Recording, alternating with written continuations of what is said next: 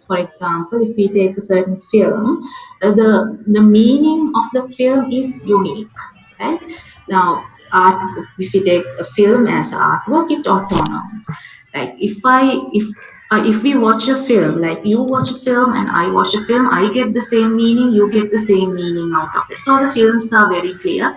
The story has a very good narrative, and from the beginning, middle to the end. So that's how the art is structured. So that's the same way the society is structured. Males are very clearly different from females. Right? Males are very clearly different people from females. So are two opposite sides. So those kind of hierarchies were there. And so the rationality I was mentioning here. So the rationality of doing everything was done according to a logic. There should be a logic in doing everything. When you are building this housing complex, there is a logic of doing that. How the sunlight comes, where do you keep the windows, where do you keep the staircases, and all these things. However, this was utter failure, because after some time people realized that this is not, a kind of a good comfortable place for living, so people started moving away. There were a lot of vacant houses in this complex, so that started into, this became a base of crime as they stand, because there were less people, houses are vacant, spaces are vacant, lot of criminal acts are happening, and finally it became a slum kind of thing.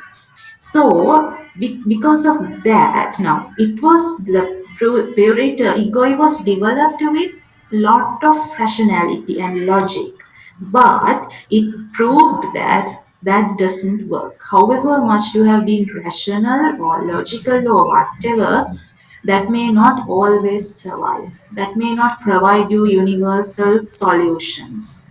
So sometimes people say that this spirit ego destruction, like the government or the city council had to destroy this or demolish this with dynamite. So people say that this marks the death of the modern architecture, right? This marks the death of the modern architecture.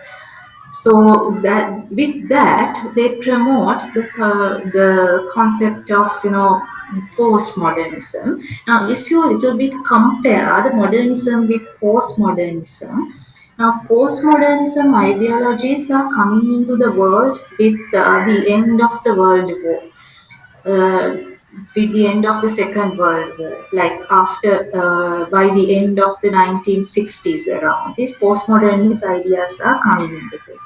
Now, in postmodernism, we deny the idea of the logical thinking. Logical thinking, like for example, in what happened in this purity coil, logical thinking is always not working, right? We as humans, you may have heard of the concept of the bounded rationality. So we as humans, our rationality is bounded. We cannot be perfect logical thinkers. So that is accepted. Sometimes we have to make irrational decisions. That is the reality. That is the practicality. And sometimes we have to go by unscientific facts. We can't always go by the scientific facts. Such logic is not available. Sometimes we have to go by unscientific and our gut feeling. So that is okay. Then there is no order of things. Now, there is no, for example, like in the modernity, there is no order of things. There is no male female order. Now, postmodern writers talk about the male female division, this gender dimension.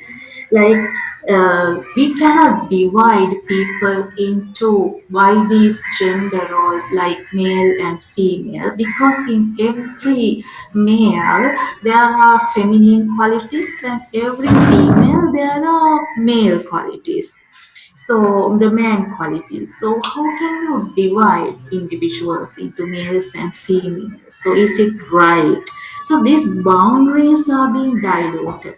these boundaries, this hierarchy. So male coming on top and female coming below that, male being strong with male qualities and females being weak with female qualities. These structures are ruptured in, structures are destroyed in postmodern thinking.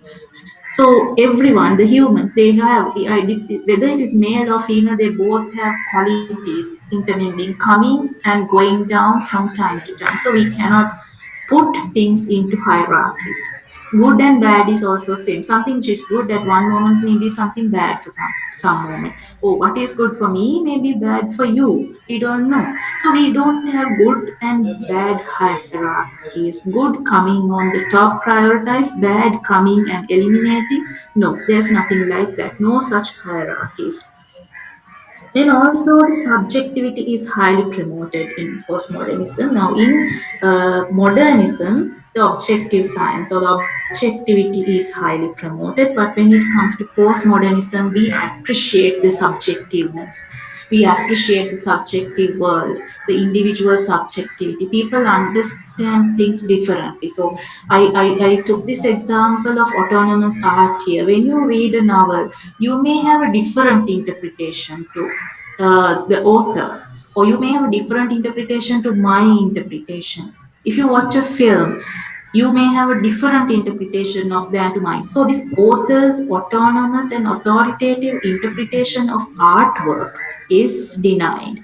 It's same as when it comes to artworks like paintings, for example. What I understand from a painting could be quite different from what you understand from a painting. So this subjectivity of understanding is what we talk about in postmodernism. Now also now I said in modernism the science and technology is promoted, that it is regarded as a savior, like for the human progress science and technology is highly important. But when it comes to here, they doubt, the postmodernists, they doubt the science and technology. We have a doubt. That's not our savior.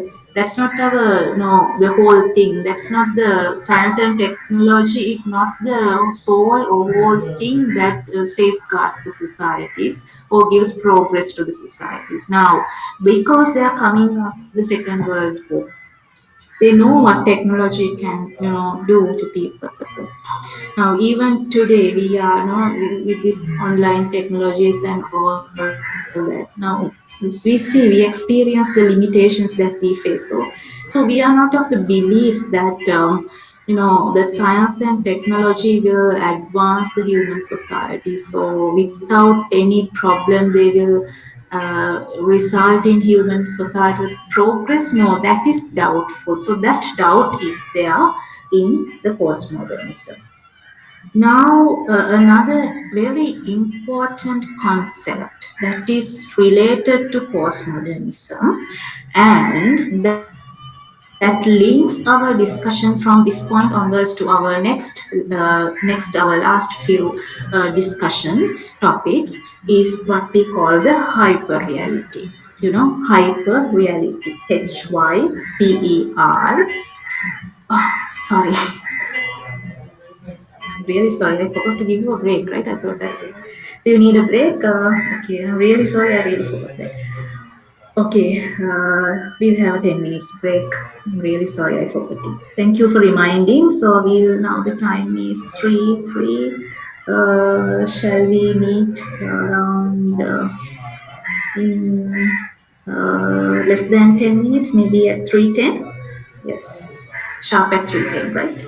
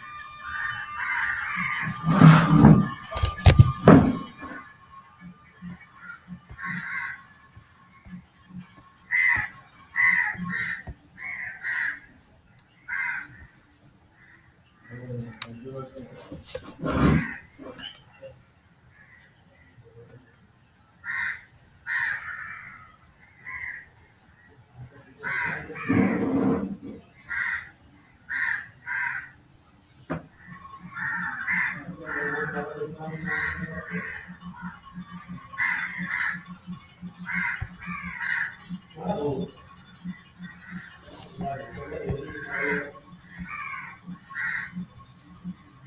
observe in this postmodern world, and that relates to the final concept that we are going to discuss in today's session, the consumerism. So hyperreality, that is HYPER, reality, reality. This is the hyper reality, HYPER, hyper reality, which is going beyond the reality. So now this hyperreality is about the that describes the consumer in the postmodern society. The consumer is facing a hyperreality. For example, if you look at the media, the advertisements, for example, we see how the product values are promoted. Now, the self is defined by the products that we consume. The products that we consume. For example, if I'm wearing a t-shirt, the t-shirt is something beyond that I use as cloth, to cover myself. So that makes you so elegant, maybe. That defines yourself, first of all. That defines yourself. Then the vehicle that you are using, that defines your social status, that defines your wealth. So these things we call a hyper reality, kind of a reality beyond the reality of a product that has a kind of an inflated value on a product. So rather than consuming a product, now if I'm wearing shoes, what is the purpose of me wearing shoes? Now that is to cover my feet, maybe to give some comfort to my feet, or if I'm walking a long distance, I wear shoes so that the pressure on my legs is reduced, so that's good for my back and my spine. But beyond that, the shoes that I'm wearing today defines myself. Which shoes that I'm wearing, which brand am I wearing? So that defines myself. So that is called a hyper reality. We are in a hyper reality when it comes to our consumption. So the products and services that we consume are going beyond that mere consumption. That goes beyond to define ourselves, who we are, right? So those are the features of the postmodern society that we are living in, and that how it links to the consumption of the society, the consumerist society that we are living in. Now, these pictures show some postmodern views that postmodern concepts elaborate, or some examples of the postmodern phenomena that we are facing, or that we see in our everyday life. Now, this is what I have personally observed. This is this is the Bo tree, a sacred fig tree or the Bodhi tree, where normally when you go to a temple, you see these flags of wishes are hanging on the branches of the Bo tree. With the flags of wishes, like you can see, different people make their wish by hanging a flag in this. Now, that is a common scene that we observe, that we see when we go to a temple. Now, this I observed very recently from barefoot. This is now Christmas is coming around, right? Christmas is coming around. Therefore, they are selling Christmas trees. Now, when I looked at now, I'm giving you my personal observation, my personal view here.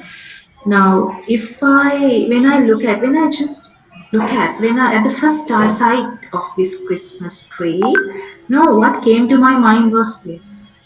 These are two. Now, if we look from a traditional point of view, or kind of, if I say, modern point of view, these are two different structures, right? Totally different, totally separate religions, Buddhism and Christianity. So this is now when I saw these hangings or this decoration of the Christmas tree, what right came into my mind is these flags of wishes that people hang on the branches of the Christmas, I mean the Bodhi tree. So I see this as I personally I got the point. Okay, this is a fine example for the breaking of the structures here. See, I don't know whether they have done it purposefully. I don't know. We don't have objective truths. We don't have objective interpretations. What we see is subjective. So this is my subjective view, what I personally see from my experience and my readings. So I saw this as a rupture of the structure, the destroyance of the structure. You see what I really feel this. I really, you know, put this in line with what I see in a temple here. So that's personally for me that made me really interested about the design. Then I talked about films here. This is another example for the post-structuralist discussion here. You may have heard of this this film producer, Quentin Tarantino. Tarantino's film Pulp Fiction, if you read or if you watch, that is quoted, explicitly quoted in the writings as a fine example of postmodernism. A fine, very clear example of the postmodern film industry. Now, Pulp Fiction is a story. It's a crime comedy. It's a kind of black comedy that has a crime in that. It's a crime story. Now, the story has three storylines, like three interrelated stories messed up together. There's no order here. There's no order in this film.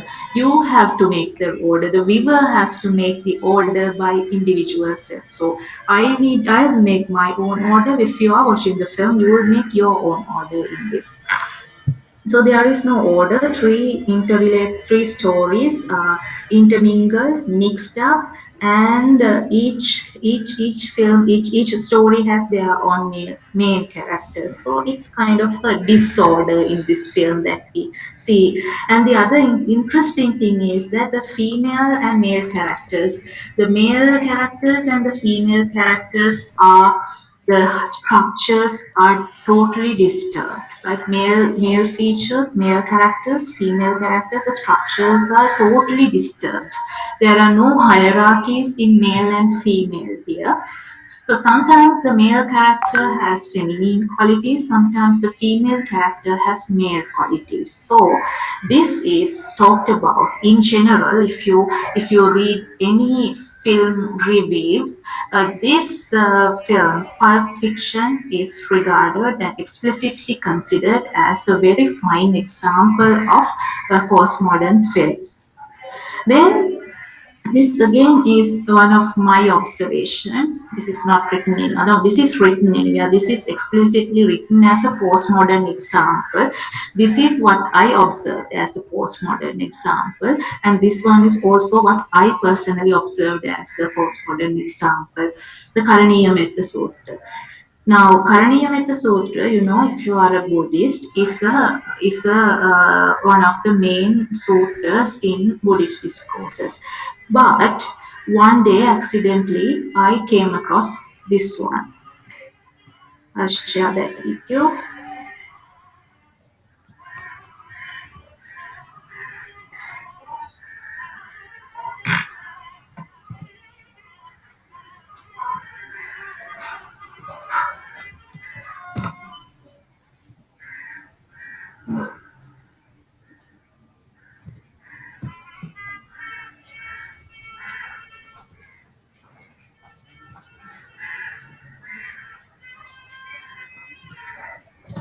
Yeah, I hope you will enjoy this. just 2 minutes, short one.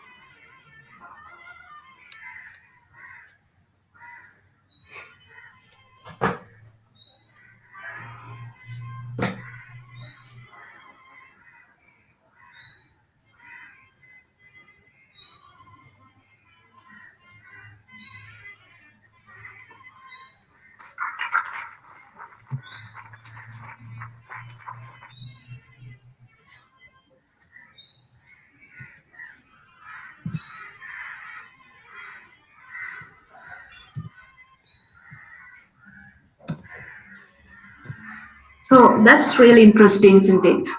So how, who would ever think that we would have to enjoy, I emphasize, enjoy the Karaniya Sutta in that format. Totally different environment in a church, in a choir singing, in a way of a choir singing. And yeah, I mean, I really love it. So that is that you put it into a totally different, context. There's no hard and fast, hard and fast structures that we see things. Yeah. So with this discussion that we did today, you may also now you have a certain, you also have a certain view of viewing the world now, a certain perspective. I trust that with this knowledge you will also look at things quite differently, and you may also come across certain things with your, looking from different perspectives. Right. So that is really interesting. Right. Now, with that, we go to our last part for today. Uh, this hyper reality, right? Hyper reality and hyper consumption and all these things. So here I use this tagline here.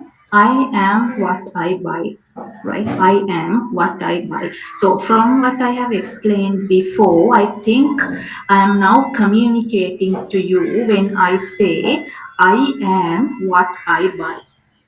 Right? Remember when I was elaborating, when we were discussing enlightenment, in our first few minutes of the discussion, I told you about the René Descartes, an Enlightenment philosopher, Descartes. Uh, so you can go and see Descartes, if I remember the spelling, Descartes, okay? Descartes,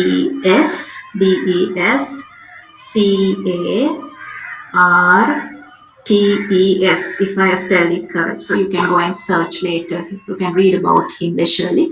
Descartes says, "I think, therefore I am." Remember, in the when they were moving away from the dictatorship of the religion, they say, "I think, therefore I am." I am as a person. I think for myself, therefore I exist. I am. Now, the same thing we can say as, "I am what I buy." I am what I buy. I exist because I buy this product. I exist because I consume these products. I am defined by what I consume myself. So we are like kind of Cinderella's here. Now, Cinderella was in a totally different context. Poor girl, but a god fairy mother comes and dresses herself, so she becomes a princess and marries a prince. So we are also like that. From what we don't have god mothers to magically redefine us, but we have market to redefine us. So market is our fairy godmother. The market is there to redefine us from a poor Cinderella to a princess. So market is doing that job. So I am what I buy from the market. So that's why we said consumption is linked to the sense of self. So consumerism is hyper reality, as I told you before. Consumerism is a hyper reality. So we define ourselves by the products that I'm wearing, by the shoes that I'm wearing. That communicates. So I am a communicator as a consumer. Postmodern consumer is a communicator. I communicate my values. I communicate who I am. Now I'm communicating my social background from what I wear and all these things. So now, before I finish this final slide and elaborate what we mean by this picture that I have here, I will again enjoy another song with you. Right? This song is regarding the consumerism. So that is the last thing that we are going to enjoy for today.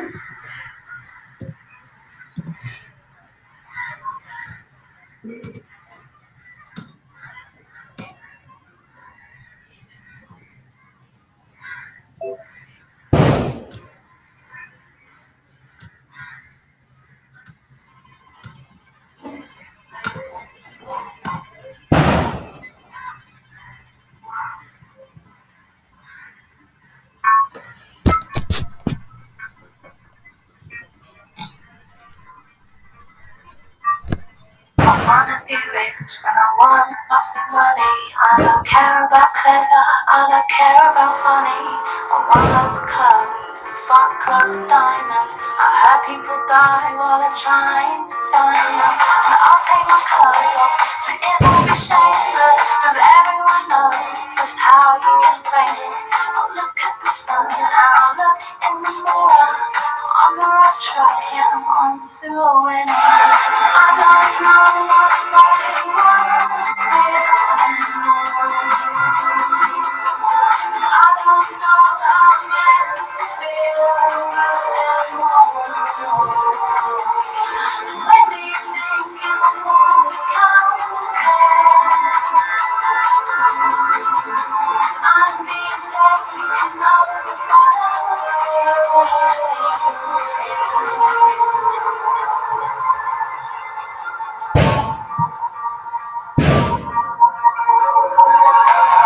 less about film stars and less about mothers. It's all about fast cars and cussing each other. But it doesn't matter, cause I'm packing plastic. And that's what makes my life so fucking fantastic. I am aware of this massive consumption, and it's not my fault, it's how our programs are function. I look at the sun and I look in the mirror. On the right track, yeah, we're on to win. I don't know what's right and what's I don't know how it's meant to feel. When do you think it will become? Cause I'm being taken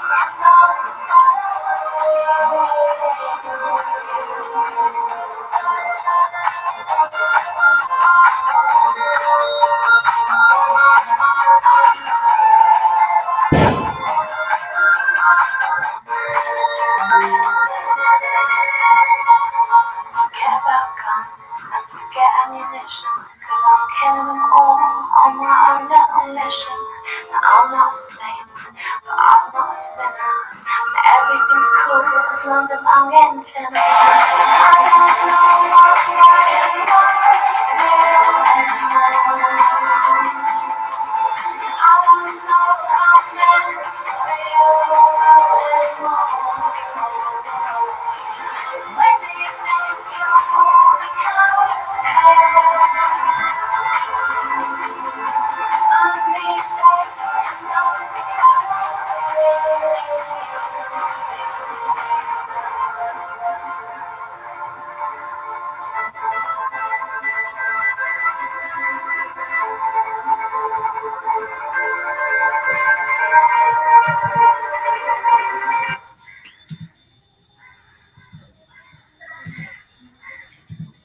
Right. So as she sings there, that is that every single word of that song.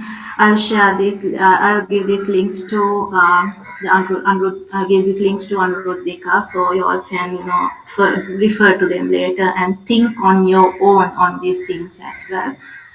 Uh, that every single word of that song, she says about this hyper reality of the postmodern world.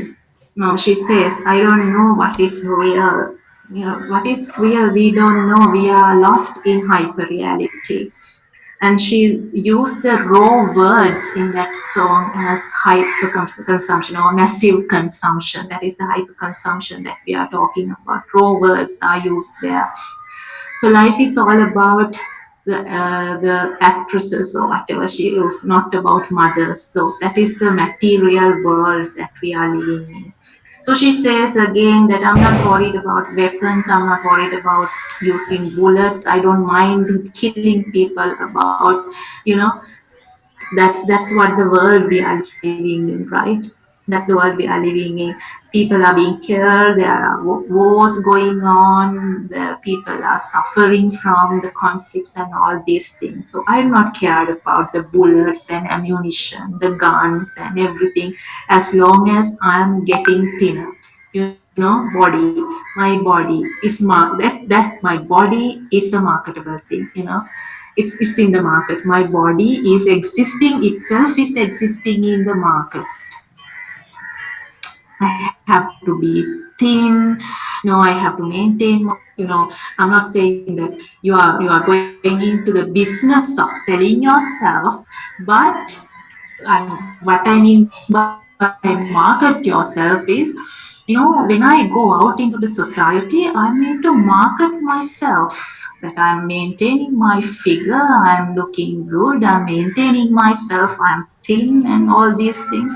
So that itself, you're not selling it to somebody, but just that is marketing, right? You're marketing yourself to the society, the others that you see, the people we associate you.